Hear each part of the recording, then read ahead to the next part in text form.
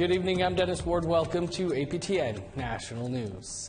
A major funding announcement involving the province of British Columbia and the federal government will pour billions of dollars into First Nations healthcare. Our Tina House has more. We're here on the Capilano Reserve on the Squamish Nation, where just minutes ago, Prime Minister Justin Trudeau wrapped up his presentation. He announced $2 billion over the next 10 years that's going to be invested into the Indigenous Health Equity Fund. But the day started early this morning with a ceremony here on the Cap Res.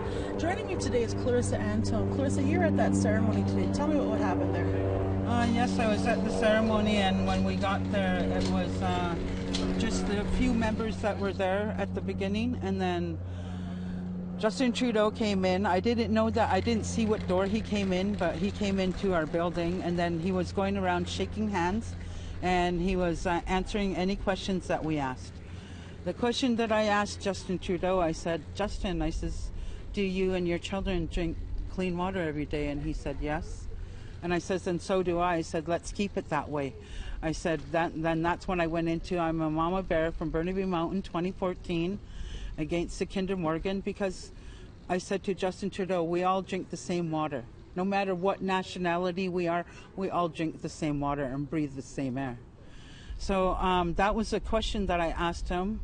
And the other question was... Well, you talked about a number of issues with them, and certainly Every Child Matters, the shirt that you're wearing today. I know that inside at the town hall there's a number of issues that were brought up, especially being from residential school survivors. Now, you're a day school survivor yourself. One of our panelists there today, Deb Baker, spoke about justice for residential school survivors. What are your thoughts on that, and what do you think about what he answered? Yes, I did ask Justin Trudeau because I heard in the news, I watch the media, I'm totally political. I heard in the news that there's going to be a no orange shirt day, that he took that away, and he said no, he didn't to me, and I said, oh yes you did, I seen it in the news. And so, but I am a day school survivor, and I told him about the children. I says, you can't forget the beautiful children.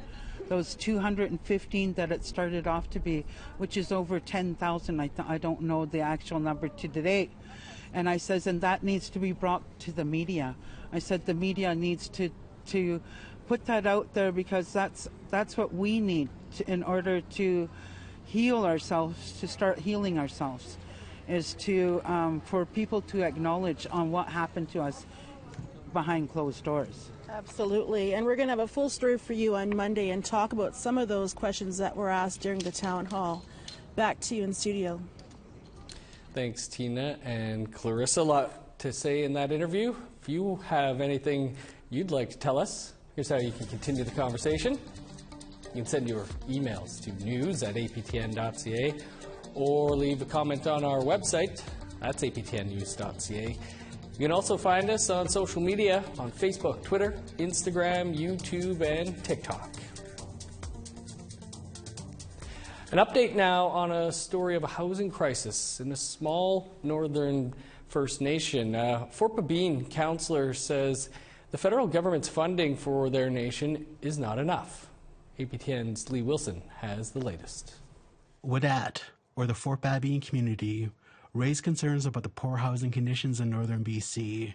Indigenous Services Canada just sent an email to APTN detailing the funding agreement with the Lake Babine Nation, which the reserve is a part of. Lake Babine First Nation received $643,468 in total for housing in 2022-2023. Operation of the First Nation Housing Program and minor capital expenditures associated with housing maintenance are funded through a 10-year grant agreement. Since 2024, the nation usually received between $340,000 to $400,000 for BC's third largest band, according to the data. Bessie West, a councillor from Fort Babine, says the housing funding isn't enough. That amount is barely enough to support one community. Never mind the three that were people living, like from Fort Babine, we call Wadat, and Tachet, and Waioni. Waioni is a big reserve. According to Fort Babine, Half of their homes need major repairs due to black mold, broken water systems, or foundation problems. West says this fight for more funding goes back to councils before her in the 1980s. She has documents that show they had nearly 140 on-reserve members then, but today it's closer to 60. Been diminished so much that we hardly have any people left. But people will come home. A lot of them used to work in the sawmill, and they've been asking, okay, we need houses in Barbie. We want to come home. Lee Wilson, APTN National News, Kitimat. We reached out to Indigenous Services Canada, but have not yet heard back. To Thunder Bay now, where a family is hoping a renewed call from police for information will help them find their father. 65-year-old Alex Lawson has been missing since November 27th. Leanne Sanders has that story. He's probably the first person I think of and the last person before I go to bed that I think of. Like, he's on my mind constantly. Kim Lawson says the disappearance of her father, Alex, almost 5 months ago is a complete mystery. Thunder Bay police have issued a renewed plea for help from the public in hopes of finding him. Lawson says she and her 7 siblings have seen no sign of their dad since November 27th. When we went into his apartment, it was just as if he was just leaving just to go for a walk or something. My dad's bank account has been flagged. He hasn't accessed it since the day he went missing. That day that he went missing, he only took out limited funds. To get into his apartment building, there's key fob access, and that hasn't been accessed. Lawson says her dad hasn't used his health or status card, and video surveillance at his apartment building has not shown him returning. Sightings in Belleville, Ontario and Winnipeg, reported to a Facebook page, were determined to not be him by examining video. While her dad sometimes hitchhiked, Lawson says he always went prepared. She said her dad walked everywhere around Thunder Bay, including from the City Hall area to his home. That would be a pretty good long walk, and yeah, he would call it his footmobile. He would walk. Kim says while she has hope that her dad will be found safe, something like a medical emergency may have happened. She's asking people around Thunder Bay to check their yards and keep an eye out. Keep my dad, my family, friends in your prayers, and if you have any tips on his whereabouts, please let the police know. Leanne Sanders, APTN National News, Winnipeg. Optometrists in Montreal say they're combating systemic racism within the healthcare system by creating a visual eye chart for Inuit patients. Such nice eyes. Inuktitut speakers who travel to the McGill University Healthcare for an eye exam have the option of reading a chart in Inuktitut syllabics rather than letters in English. The chart uses 7 letters that are also used in Cree and Ojibwe, and it's being distributed to 14 communities in northern Quebec. Doctors Christian Al-Hadid and Nishat Bambra say it's a step forward toward bridging the gap between healthcare professionals and Indigenous patients. They feel like, for once, they don't need an interpreter to be showing them the letters. The elders don't have to worry about saying, sorry, I don't know how to read Latin or English, they would say. Can you show me the numbers? By providing care in the language of the Indigenous people, we recognize that they have a real right and a real role in Canadian healthcare. So we have the chance to treat them in their native language, on their native land, in Nunavik or wherever that they're being treated. I think it does challenge systemic racism. The charts are expected to reach more communities and languages across the country. A damning new report is out on how child welfare agencies failed an Indigenous girl in Northern Ontario. That and more still to come.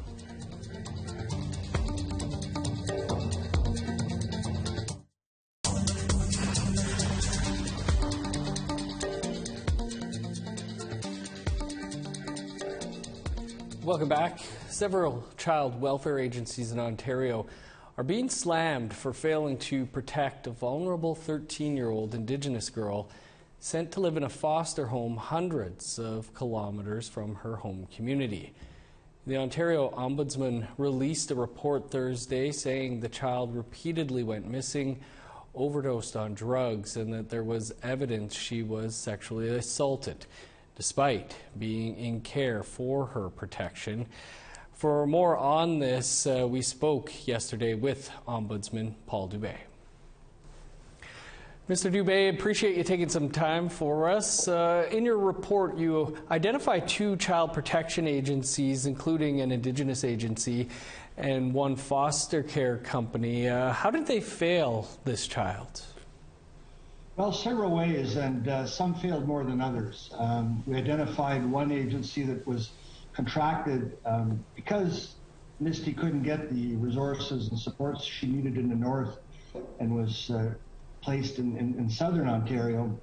The Southern Ontario agency, one of them, was contracted to provide one-to-one supervision, and they failed in that regard. That's why Misty was able to run away more than once. And so and we named them in the report, Johnson Family Services. They failed not only in their duty to Misty, but in the home agency that they contracted with to provide that one-to-one supervision.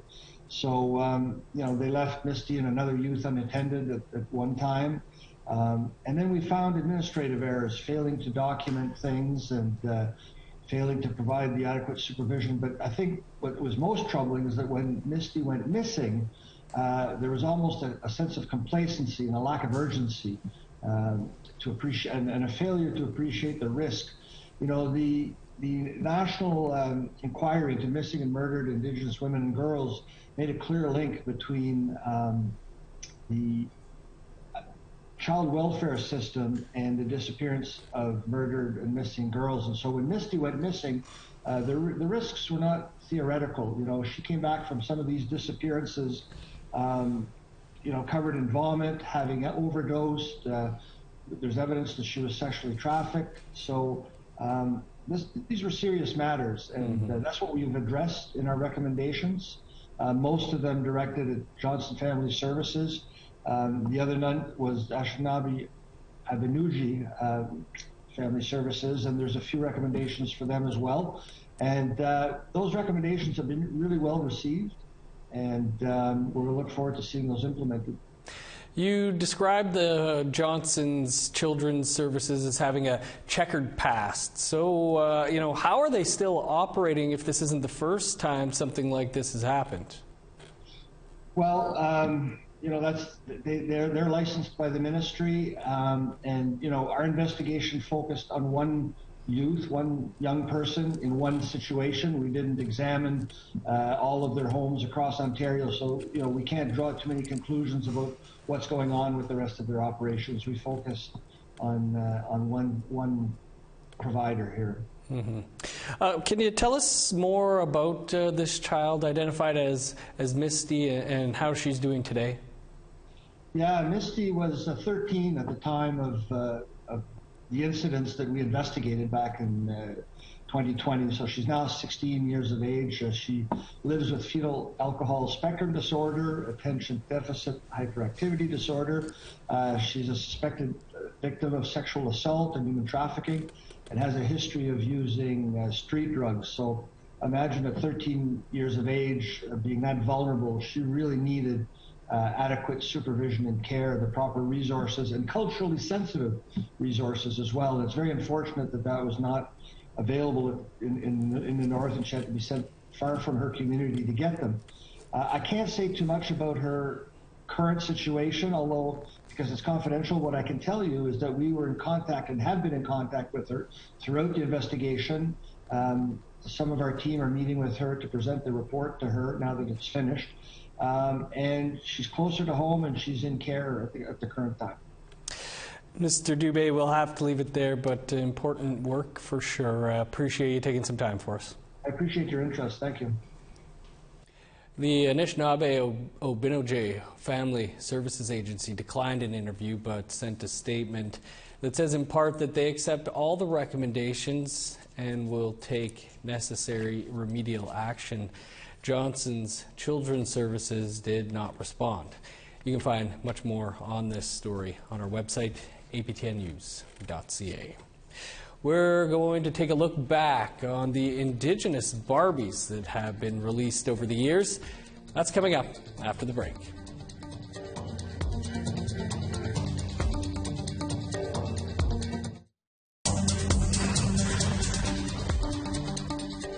Welcome back. Time now for our photo of the day.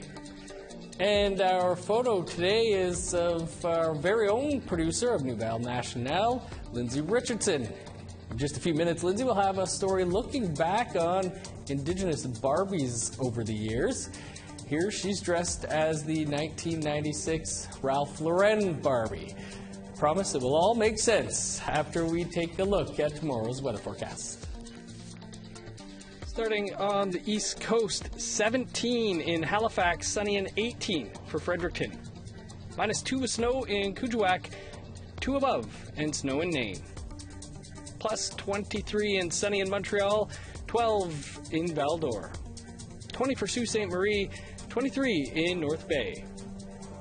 14 for Thunder Bay, 0 with the chance of flurries in Sioux Lookout. +1 in snow in God's Lake, cloudy and 5 for Norway House. Cloudy and 5 for Winnipeg, 7 and cloudy sky in Dauphin. 11 in Regina, 14 with showers for Saskatoon. 10 in Meadow Lake, 8 in La Ronge. In northern Alberta, 6 and sunny in Fort Chip, 14 under the sun in Peace River.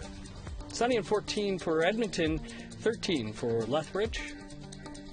11 with showers in Vancouver, 9 in Victoria. 9 in Prince George, 6 in Smithers and Dease Lake. -5 with snow in Old Crow, +6 in Whitehorse. +5 in Yellowknife, -2 with snow in Norman Wells. -13 in Sax Harbor, 8 below in Paulatuck. -7 for Baker Lake, 10 below in Arviette. -22 in Resolute, 15 below in Joe Haven.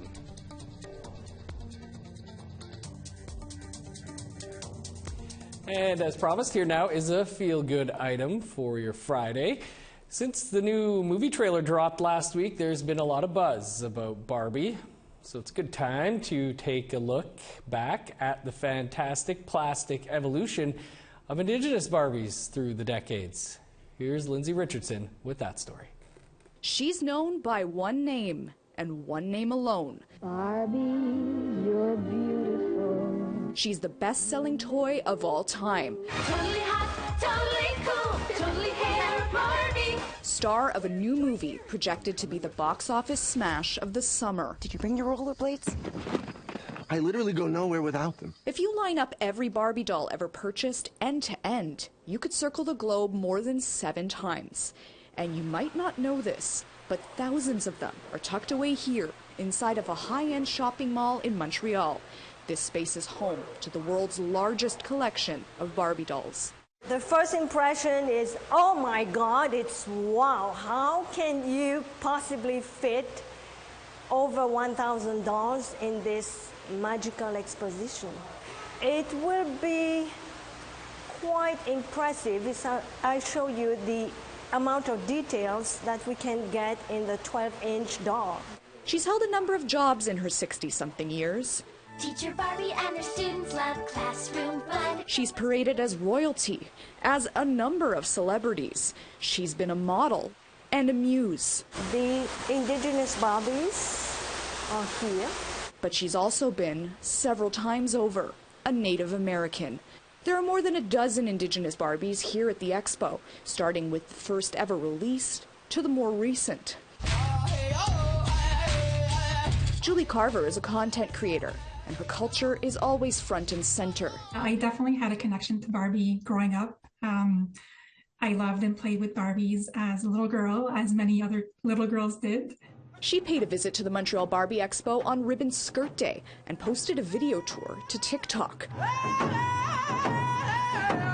With now over 100,000 views, it remains one of her most popular videos. It was really great to see the Indigenous representation of the Barbie Expo. I was definitely not expecting to find so many Barbies Indigenous to Turtle Island. I counted 14 of them. And you could see that they had different face molds, some with longer noses, higher cheekbones, as well as different skin tones. Mattel has tried to diversify their line of dolls over the last few years, creating different body types, skin tones, and hair colors. But the Indigenous Barbie dolls of the 1980s and 1990s are a little less diverse. Regalia is referred to as costumes, and most dolls are labeled Native American or tribal princesses, or identified based on country instead of individual nations. However, things were much different in the 80s than they are now. There wasn't much Indigenous representation anywhere at that time. And so at that time, when Indigenous kids saw anything Indigenous, they were very happy about it. TikTok has been a hub for chronicling the evolution of Barbie. And Barbie made some Native American dolls. Brianna Dice, a Vancouver-based Dene artist, launched a wildly popular series based on just that. What I remember was looking at a Sears page, like in the catalog, and that they had the Native American Barbie, and then next to her they had the colonial Barbie and like the Mayflower Barbie, and they were all their descriptions were like, we're going on an exciting adventure. And it's like, no, you're not. You're doing something terrible. But it's also become her business, selling customized, indigenized dolls via her website. I think people have been making ribbon dresses and ribbon skirts for their dolls since as long as Barbie's been around, right? You know, everyone's grandma made them little outfits for their Barbies, or at least quite a few did. While a far cry from the beaded earrings and tiny ribbon skirts made by Brianna, the newer Barbies issued by Mattel include culturally specific details not seen before. From the paillettes to the pleats, hair and makeup, jewelry, everything. From top to bottom. Each decade you will see like evolution. And every decade they come up with like those fantastic ideas. Mattel did not respond to APTN's interview request, though the hope is. I think we definitely need more Indigenous people working with Mattel and creating something, like creating regalia, creating, you know, ribbon skirts, creating something that's actually more accurate to what they have. So whether in a small workshop in Western Canada or a record-holding collection further east, the face of Barbie is changing, little by little. Lindsay Richardson, APTN National News, Montreal. Thanks for that, Lindsay. Very cool story. My daughter's Barbie collection's bigger than the one shown there. That's all the time we have for your APTN National News for this Friday. For news anytime or more on anything you've seen here, you can head on over to our website, aptnnews.ca. I'm Dennis Ward. Thanks for being with us. Have a great day.